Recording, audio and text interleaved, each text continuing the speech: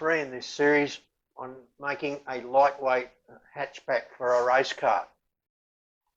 We've moulded the complete tailgate, including the glass, in fiberglass. We've tried to make clear fiberglass without success. Then I've moved on and I've made an oven in which I can mould Lexan, and at last I've been able to track down the proper Lexan that won't scratch. Now I need to actually make the tailgate itself in carbon fibre. I'm not going to use vacuum bagging in this layup because the shape, the flowing shape of this hatchback means I don't need to. So this is an item that you can do at home, as you'll see me do, without the added difficulties and issues of vacuum bagging. So I'll just hand lay this. It's going to be a 4-step process.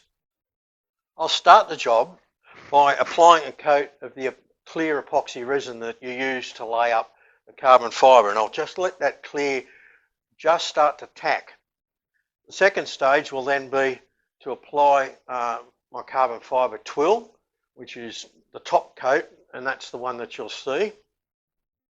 And then the third step is to apply biaxial carbon fibre with the threads going at 90 degrees to one another. That's for strength, not for show.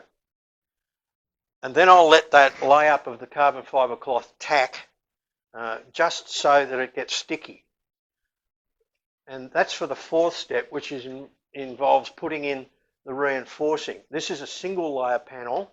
We're not using a double layer panel. So to get strength and to stop the tailgate being wishy-washy, we need to add some ridging to the back of it. So I use this stuff. It's just the insulation that you put on hot water pipes from your hardware shop, cut in half. That gives you a half round shape, and with this tacky you can stick it down and get it exactly where you want it, get a nice smooth flowing shape. And then over the top of that I'll lay carbon fibre cloth, and that'll give us a frame laid in to the hatchback and give it rigidity.